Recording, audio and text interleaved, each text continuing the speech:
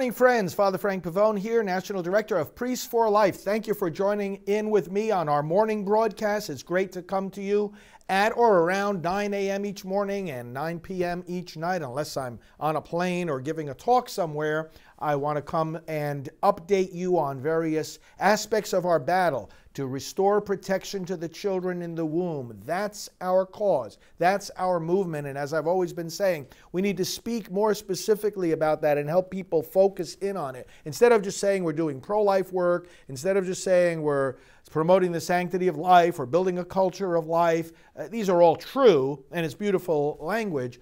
But let's be very clear. We're trying to restore protection to the children in the womb, protecting them from the violence of abortion. And that violence of abortion is becoming more and more evident to people all across our country as the pro-abortion movement rips off its mask, or partially rips off its mask, I should say, and openly admits that they're pushing for abortion throughout all 9 months of pregnancy. That actually already is the federal policy, but various states are making it more explicit in their state law, and it has people absolutely outraged. I'm going to talk to you about an aspect of this morning. I'm going to play you a clip of someone from Planned Parenthood, and then you're going to hear the words of people in an abortion clinic actually contradicting what the Planned Parenthood person says. But before we get to all that, which I will explain, let's take a moment of prayer.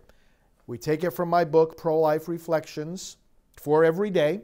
And if you don't have your own copy, prolifereflectionsforeveryday.com is where you can get one. I hope you do. I'll sign it and personalize it for you. So for today, from Romans 7:15, we read, I do not understand my own actions, for I do not do what I want, and I do what I hate. Reflection. Abortion advocates say we should trust women to make their own decisions. Are we then to simply trust that people won't lie or cheat or run red lights or rob a local store? At times, people do not respect the rights of others, and that is why laws exist. Let us pray.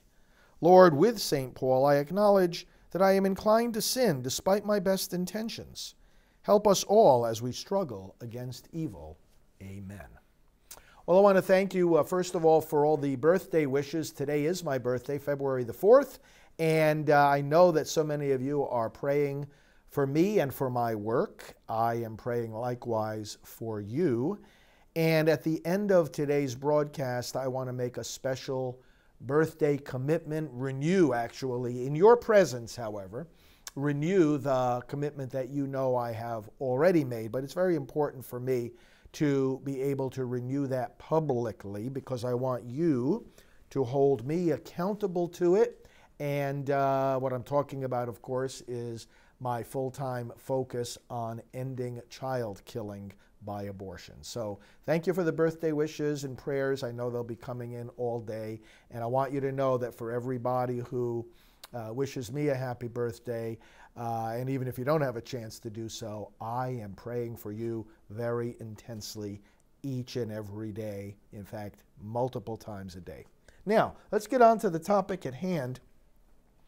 Okay, so we know that in New York State, this absolutely astonishingly arrogant, out of control, extreme law was signed by Governor Andrew Cuomo that permits abortion up until the very day of birth and even removes protection from babies born alive after an abortion. And it has been likewise discussed in states like Virginia and Rhode Island and New Mexico, and in various other places I'm sure we'll see it arise as well. And brothers and sisters, again, this is Roe versus Wade. Roe versus Wade said that abortion could be performed throughout the entirety of the pregnancy. And then it said a state may, if it wishes, restrict abortion in the 7th, 8th, and 9th month, but may if it wishes. It doesn't have to. But it may not if the abortion is needed for the mother's health. And health is defined to include all factors. Emotional, psychological, the woman's age, the woman's family. So in effect, it's the exception that swallows the rule, which is why we have always said for decades now, the policy of our nation is abortion on demand throughout pregnancy. At what point in time have the American people ever bought in to that policy? Have the American people ever voted on or expressed approval even in an opinion poll for a policy like that? And the answer is never. They never have, and they never will. Now, brothers and sisters, what does the other side do and say? Well, I'm going to play you a clip of a Planned Parenthood executive who was on Fox News just the other day, and she spews this old, tired, worn-out argument, which is a deception, that the other side keeps using. They want people to think that when it comes to late-term abortion, the only reasons why a baby would ever be aborted at those stages, or that a mother would ever want an abortion, is because there's some kind of profoundly sad and tragic, difficult and complicated medical problem with the baby or complication of pregnancy for the mother. Now, are there medical complications for the baby and the mother? Of course. We all know situations like that, and they are sad and tragic. But is that the only reason why late-term abortions are performed? Or more to the point, is that the only reason for which the law allows late-term abortions to be performed? And the answer to both of those questions is no. Health of the mother, health of the baby are not the only reasons why late-term abortions are performed, and health of the mother and health of the baby are not the only conditions under which the law allows them to be performed. Let's hear now this short clip from what the Planned Parenthood political communications director said recently, and then right after that, what you are going to hear are two excerpts from two phone calls that we ourselves commissioned through Abortion Free New Mexico. We commissioned phone calls at the end of 2017 into various legal abortion clinics around the country. The first you'll hear was in New Mexico, one of the states where well, they don't have restrictions anyway, but they want to make it more explicit in the law. You'll hear a call into New Mexico, and the caller said she was 30 weeks pregnant.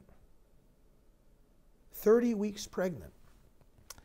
And they scheduled an abortion for her. She said she was healthy and that the baby was healthy.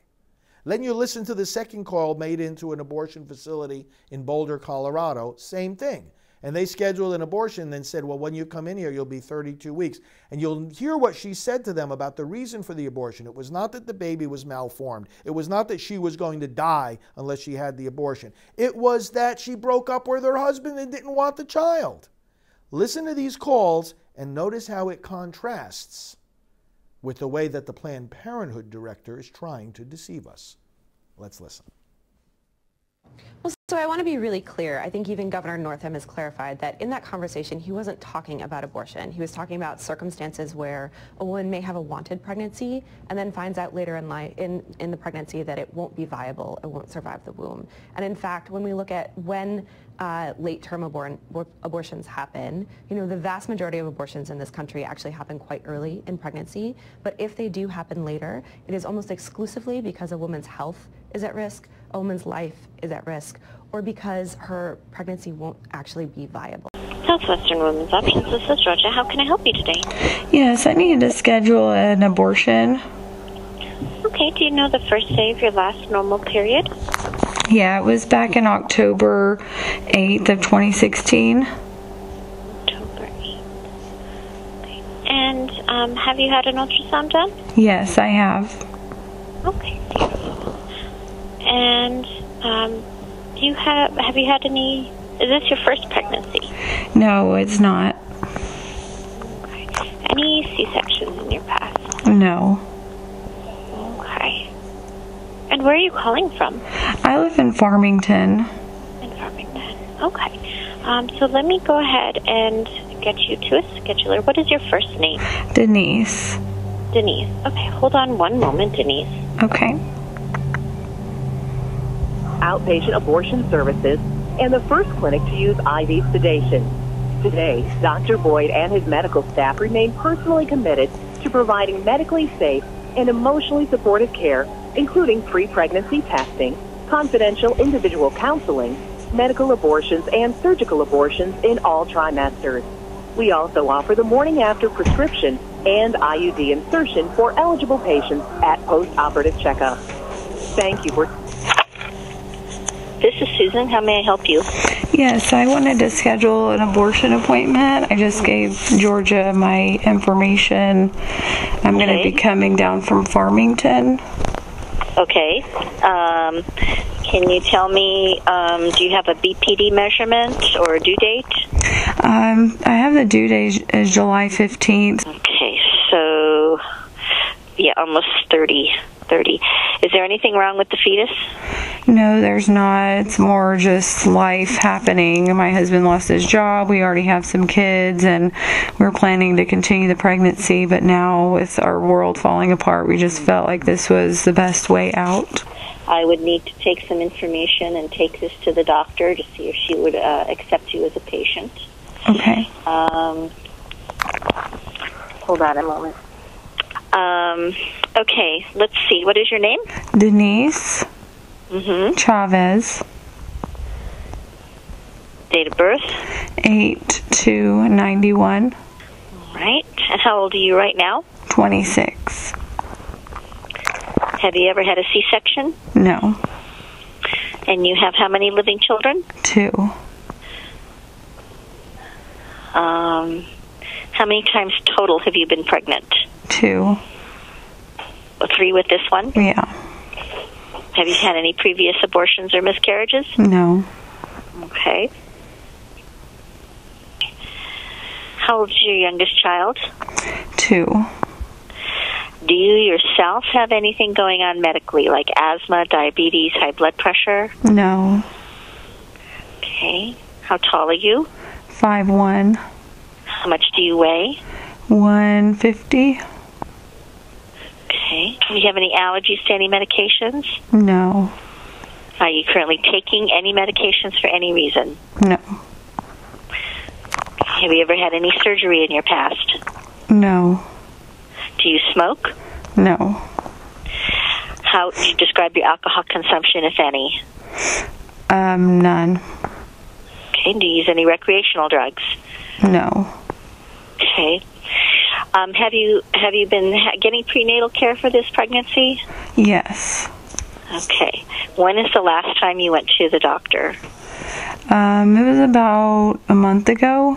Do you have commercial insurance or New Mexico Medicaid? Yeah, it's New Mexico Medicaid. New Mexico Medicaid? Okay. Okay. So this was originally a wanted pregnancy? Yes. So tell me a little bit about what's happened in your life now. I know you said that your husband just lost his job. Yeah, he lost his job, and so, you know, it really, we're already struggling to make it as it is, and so you just, obviously that puts a strain on the marriage and everything else, and now with the prospect of another child coming along, it's just really weighing heavily on us and adding unneeded stress. So we kind of asked around, and people just recommended maybe calling you guys as a means to help with the situation. Certainly not something that we were planning for, but you know, life happens. So I think that's all I need right now. She's here, so I'm gonna take this to her. Okay. So let me tell you also a little bit about the procedure that we do here. This will require you to be in Albuquerque from a Monday night through a Friday evening. It's a procedure of termination by induction. So we actually would start on Tuesday morning. We will take a day or two to to soften and dilate the cervix, and then we will induce labor. So you will be going through the act of labor and delivery of a stillborn fetus. We will euthanize the fetus on the first day. And again, you need to be in Albuquerque during that time. Well, the doctor accepted you as a patient. We'll be scheduling you for Tuesday next week. So we'll be starting on the 9th. And the Medicaid that I have covers all of it. Do you have Medicaid you can go for any reason at all? Any kind of medical attention, or is it limited to family planning, or do you know? I think it's for anything. Okay, let's check it real quick, okay?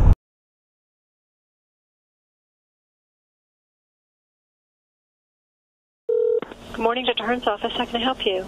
Yes, I wanted to schedule an abortion appointment. Okay. Do you know how far along you are in your pregnancy? Just around 30 weeks. And when did you find out you were pregnant?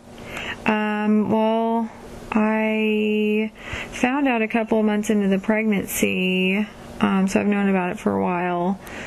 And I've been going to the appointments and everything, but my husband and I just split up, and I just don't want to continue with the pregnancy now, so I have like the estimated due date from the doctor and everything, and I have my last menstrual period date too. Okay. If you need that. Okay. Okay. Have you had an ultrasound? Yes. Okay. We just need the measurements from your ultrasound, like the BPD and the femur length measurement. Okay. Let me see. Do I need to call you back with those measurements, or? Yeah, if you could call us back with those measurements, we can let you know if we can see you, when the next available appointment is, and what the fee will be. Okay, so the BPD, and what else was it? The femur length. It's abbreviated F as in Frank, L as in Larry. And it should just be right on the ultrasound that was printed out? Yeah, hopefully. You may have to call your doctor's office and get it from them. And what does the BPD stand for? Biparietal diameter. Oh, okay.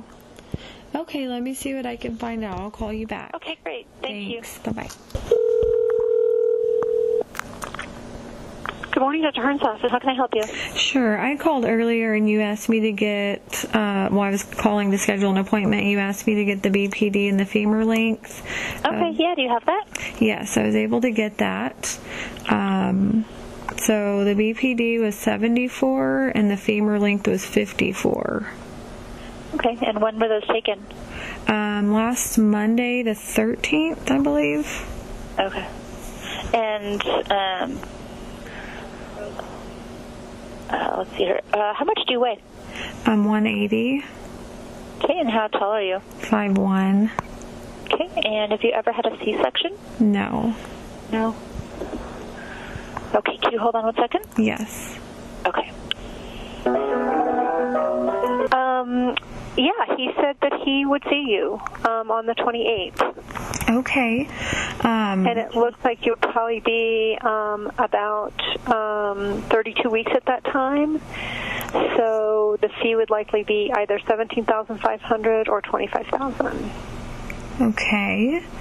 And so I live in Texas, actually in Austin. I'm guessing I would just fly in to the clinic, and then how long is it? So your appointment, your first appointment would be on Tuesday the 28th. Okay. So you would need to fly to Denver. He does require that you travel the day before your appointment. So he would want you to travel on Monday the 27th. You would have an appointment here Tuesday morning, and then it's a 4-day process. So you would be here in Colorado, staying at a local hotel on that Monday, Tuesday, Wednesday, Thursday, and Friday night, and you could travel back to Texas in the afternoon of Saturday, the 2nd of December. Okay. Okay.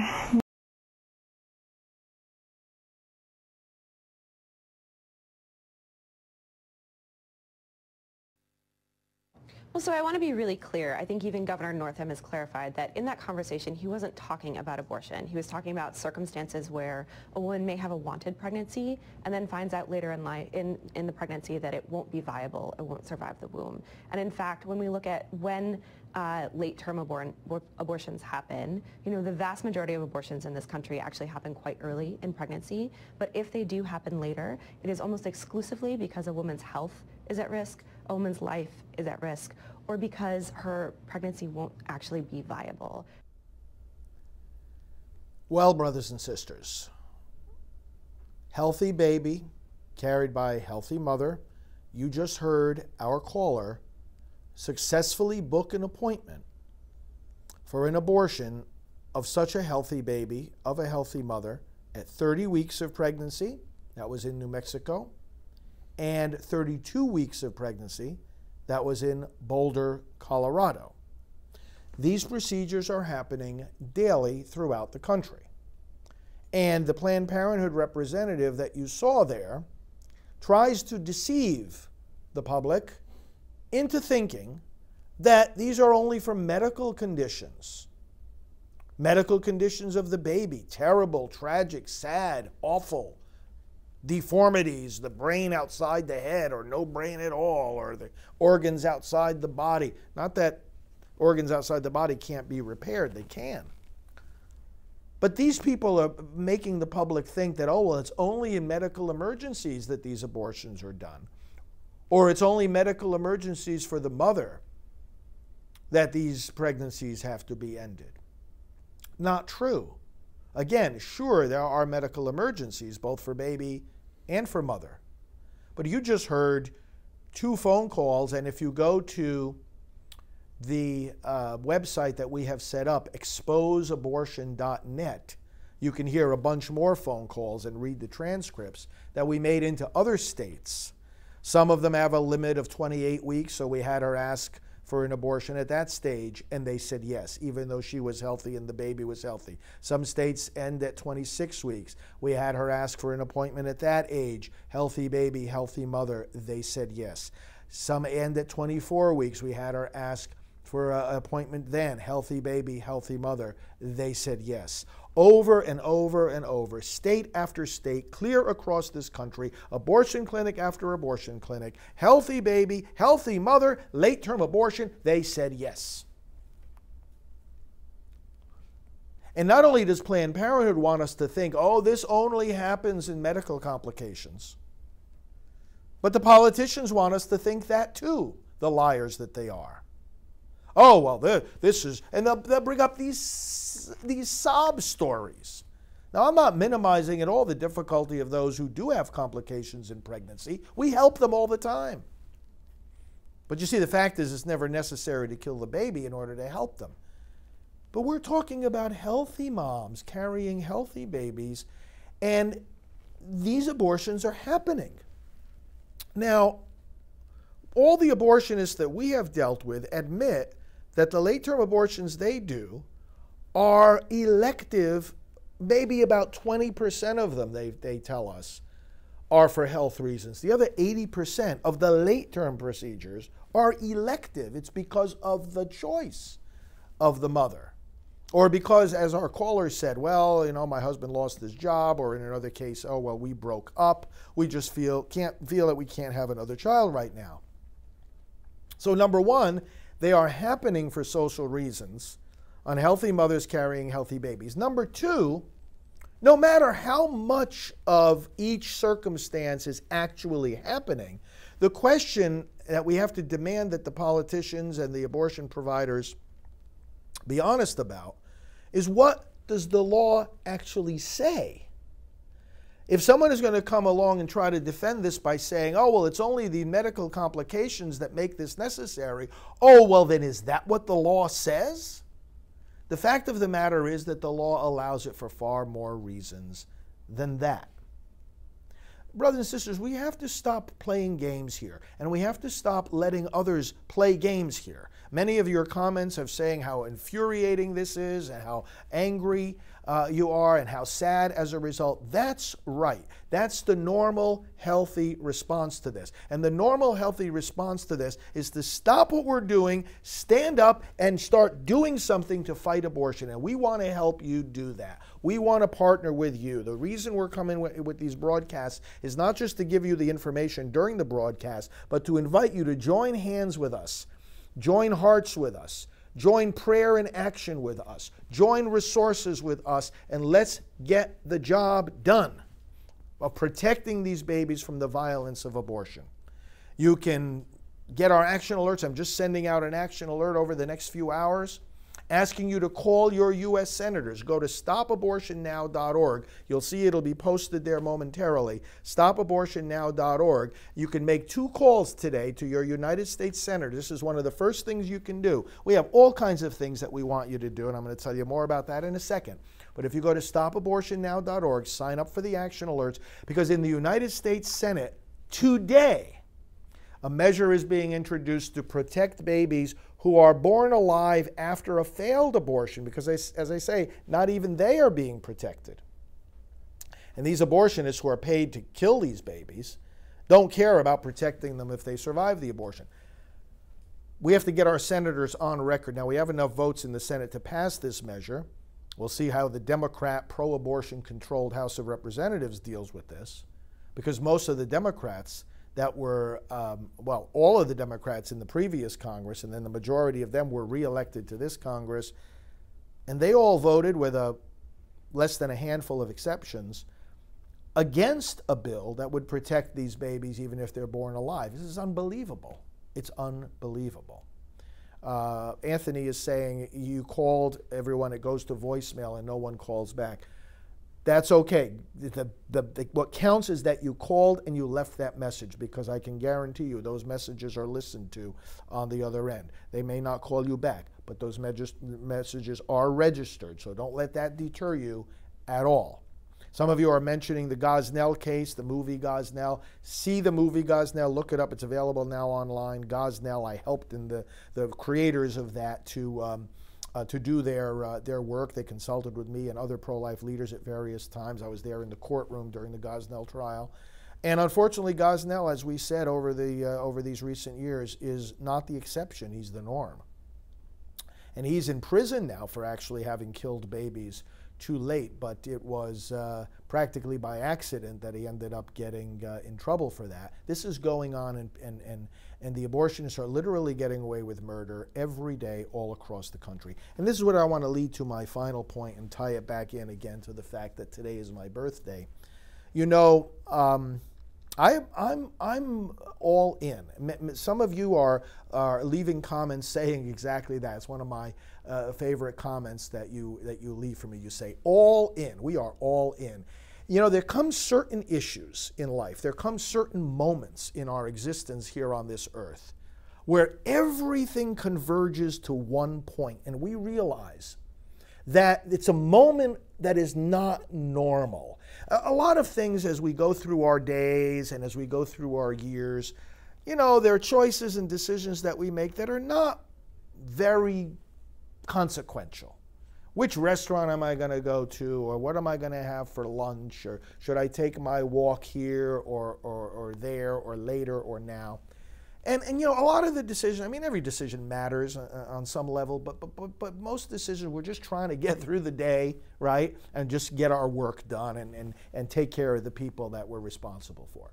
But there are certain moments in life, there are certain issues that arise, there are certain problems we encounter where we realize that the whole meaning of our life is concentrated in that one decision or in that one moment, or defined by that one issue, and that the decision we take of how we're going to respond to that one particular problem defines who we are for the rest of our life. Those are few and far between. Those are very, very rare moments in our existence, but we all have those moments. And we come to a point and there's a fork in the road and we make a decision and we take a stand and we stand up and we say, I will be counted. I'm all in. We're going to respond to this with every ounce of strength that I have, all my energy. And when you think about it, this is what consecration means, right? It's like when we consecrate ourselves to God, we all belong to Him by our baptism. And we say, well, I'm in this all 100%, and this defines who I am. If I fail to respond to this, I cannot be true to myself. I betray my very self. Alveda King, who will be here at our headquarters this week, you'll see her here on our Facebook broadcasts, and I know we're on various other platforms coming to you right now as well. But Alveda King works with us full-time here at Priests for Life. Martin Luther King Jr. was her uncle. Her dad was his brother. And she says the civil rights movement of today is the pro-life movement. She's all in for the unborn. And her uncle, Martin, acknowledged as the voice and leader of the civil rights movement and martyred for that cause, he was ministering in a church. He was preaching the gospel. And there came a point in his life where he said, this evil of segregation, how we respond to this is going to define us. It's going to define our generation. It's going to echo throughout the corridors of history for centuries to come. And he was right. And he felt a calling on his life. And he decided, though he was a minister of the gospel, father of a family, he said, I'm giving all my energy to fight this segregation. He had said to his mom, I'm going to hit this hard, he said. And that's what defined his life. And brothers and sisters, many of us, I know I speak for myself, and I want to make this commitment right here, right now, publicly again, as I've done in the past, and as I know so many of you have done, and I thank you for that, because you inspire me. We are all in to end abortion. I am giving every moment of my life, every ounce of energy and strength that I have, all my ministry, everything I do, everything I say, all my resources, it is all focused in on one thing. This evil that we are seeing before our eyes, hearing with our very ears, this demands a total response. And if we have the means to do so, because everyone is in a different situation, but my friends, I'm telling you, if we have the means to do so, we need to respond to this with all our mind and heart and soul and strength. So I want to renew before you today, here on this my birthday, that as God has given me life, I am giving every moment of my life for these children, the children in the womb. And let me tell you something, there is no turning back. There are some people who don't understand this kind of commitment. Well, God bless them. They have to follow what God, it makes them understand He wants them to do. And there are some who even will say to you and to me, as we're fighting abortion, oh, well, you are wasting your time. No, we are not. This is what defines us. If we can't respond to this and stand up for these babies, we betray the very purpose of our existence. And for those who say, oh, well, you know, there are other more important things, there are other things you should be doing, no, you're wrong.